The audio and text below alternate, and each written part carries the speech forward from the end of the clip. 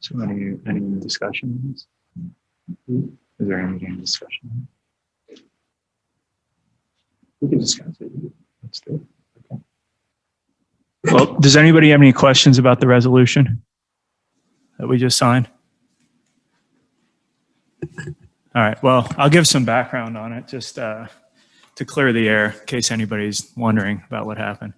In December, we had to have a process to fill a vacant trustee position that was coming up in January because Bonnie was being going to take the role as commissioner, and we were going to have an empty seat. So we started that process in late November, and tried to do it the best we could. Tried to include Bonnie in it, which I thought was important, and did a quite extensive interview process. We had 14, I believe, candidates to start out. We did individual interviews with all the candidates, and narrowed it down to a smaller group, and then ultimately a smaller group from there. So our last meeting that we had in the front conference room, and it was put out as a public notice as executive session. We had our meeting, it went to executive session, discussed the candidates, came out of executive session, and had a discussion about who we would want to put into that trustee role. In hindsight, we should have been more specific on what we basically put out on the notice for the executive session. I was chair at that time, so I will take full responsibility for not ensuring that notice was more specific and more reflective of what we were doing at that meeting. So essentially, that's what this resolution is about. I went a little too fast and sped a little bit, and went 35 and a 30, essentially.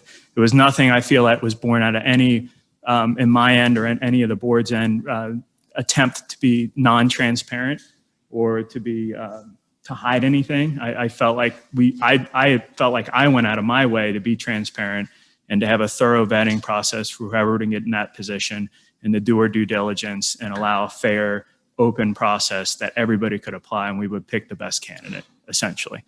But unfortunately, that meeting notice and that technical aspect of it at that meeting was less than desirable in the eyes of the wall, right?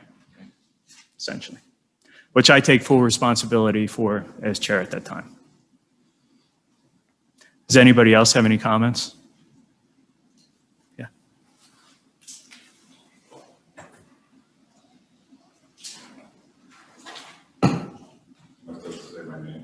Yes, please.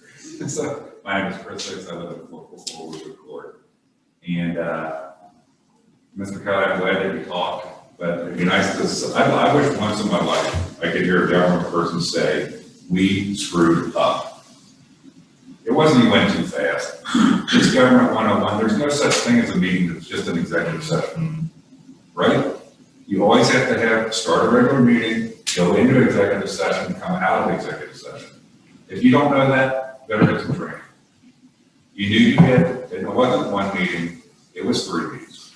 That's why part of the settlement is $1,500, even though you don't have responsibility for certain things involving the 2 other meetings.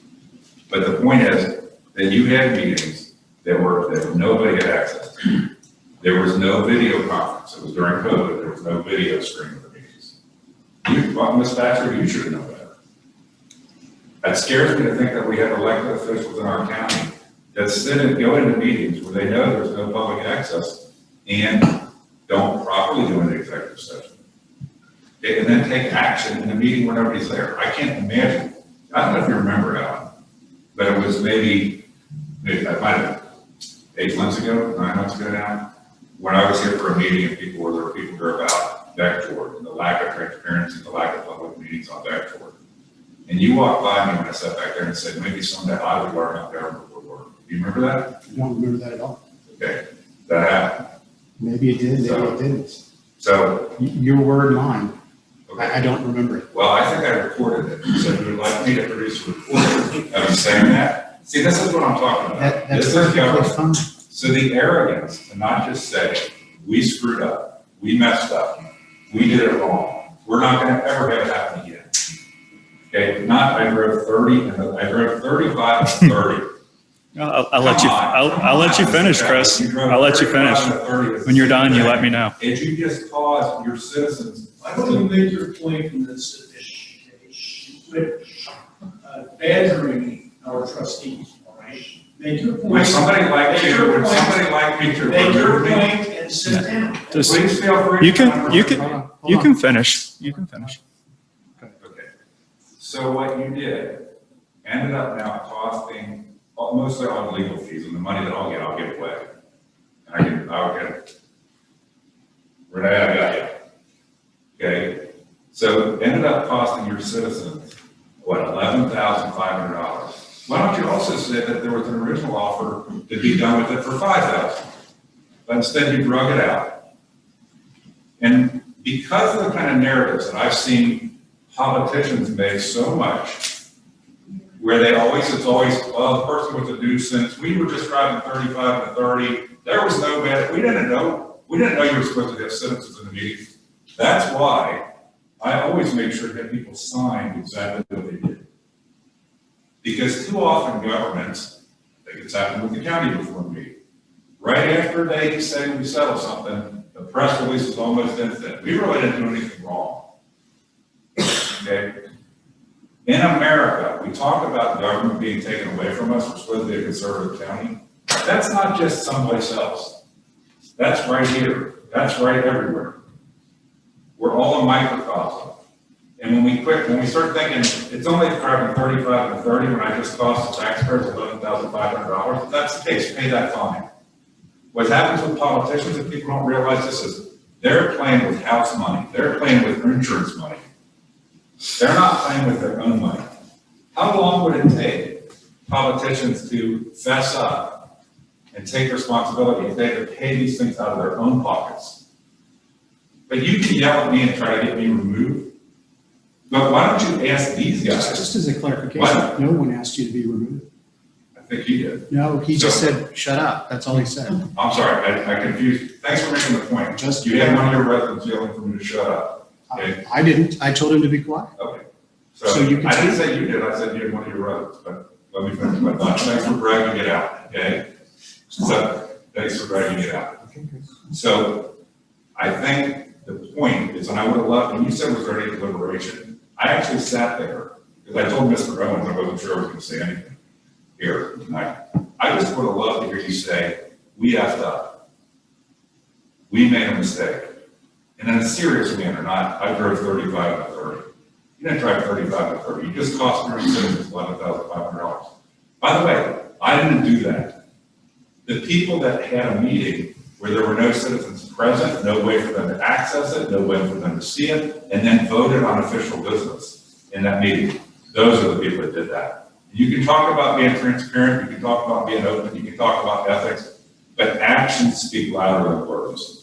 So I hope there's some lessons that are taken from this to not just talk about being transparent, not just talk about being open, but actually being transparent and open. Frankly, I don't understand why, if I was in your guys' positions, if I were having interviews for replacing a trustee, I would have those interviews be open and public. Why are they done in the back room? I don't think it was really, I have no basis for this, it's just opinion. I don't think it was really a fair and open process. But I can't tell. Why can't I tell? Because it was all done in the back room. You're just supposed to be trusted that it was done fair about it. Correct. So I thank you guys. I think that we got this, I'm glad we got this out of the way, got it done with. But hopefully there's some lessons more than 35 and 30. Thanks, Chris. Yeah, I will respond a little bit to that. That's fine. Go ahead. Go ahead and stand there. But keep in mind, I'm starting, and I respected your time at the microphone. The one thing I will disagree with pretty vehemently is that we had that meeting with the anticipation that if anybody came in, they would be let in and be allowed to be part of that meeting. I say that with all sincerity and all honesty. I've done everything I can to be transparent as a trustee from the time I was elected, and I think many will attest to that. We've opened up the Zoom meeting immediately as soon as we had COVID. We've tried to let anybody like you participate. You can say whatever you'd like at our meeting. And we had a position in that front room to see anybody that was coming in, and I would have ensured that anybody that was here would have been let into that meeting and been allowed to participate in that meeting. So you talk about the option to settle for $5,000 and this and that. I'm happy to admit that I broke a technical rule, which I did. I am not going to admit that I would not have let somebody in, somebody not have the ability to get into that meeting because they did. And that's the truth of the matter. I appreciate your input, but that's what's going on here. I mean, if you're going after transparency and you're going after a lack of, good intentions from an elected official perspective, I don't feel like this is it. I'll be honest with you. I just don't. May I respond? You can respond. So you had put out a notice to the citizens in writing, you did an order or resolution that this building was closed except for emergency access. You had that. The doors, if you know from the lawsuit, the doors had signs on them saying the building was closed. So this notion, think about this government notion. Renee, you might have experienced this some in Amelia, this kind of stuff. Although we had a notice that said you can't come in the building, although the door said you can't come in the building, if somebody would have walked up to the building, I would have let them in the door.